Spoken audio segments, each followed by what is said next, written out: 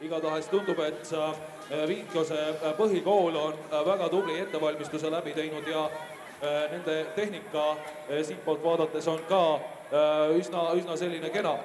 Aga hetkel siis Tallinna Reaalkool on siiski Viikiose põhikooliga vahet vähendamas ja näete, nad on tõusmas juba nii-öelda nina-ninasse ja tundub, et kui nii veel edasi läheb, siis tõepoolest hakkavad nad Viikiose kooli liidripositsiooni kahustama ja näete, ja nüüd on täpselt see hetk käes, kus paadid on täiesti võrdselt positsioneeritud ja jäänud natukene üle 100 meetri.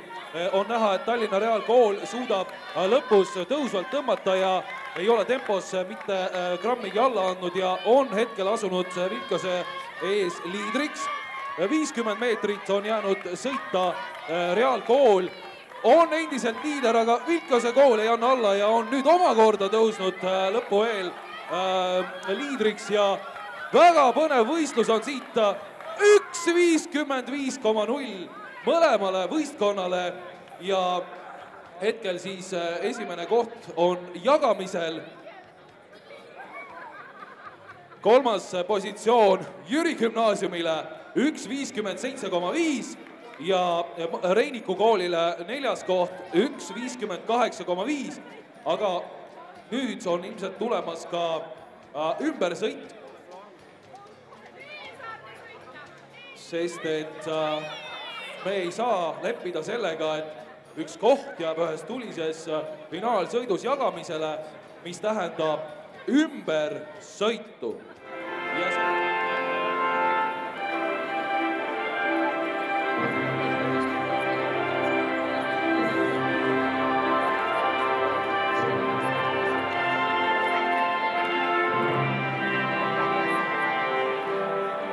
Ja kutsume poodiumile ka Jüri gümnaasiumi õpetaja, juhendaja, nii et palun ühinege oma sportlastega nendel meeldivatel hetkedel. Jüri gümnaasiumi juhendaja kaotame poodiumile.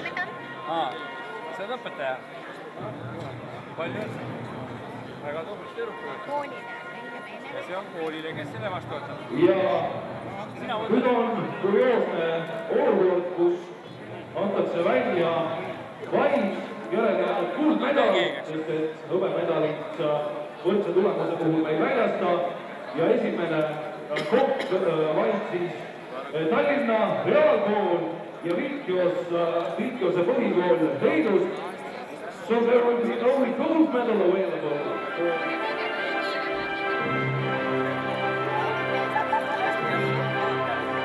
Ja kutsume poodiumile ka võistkondade juhendajad.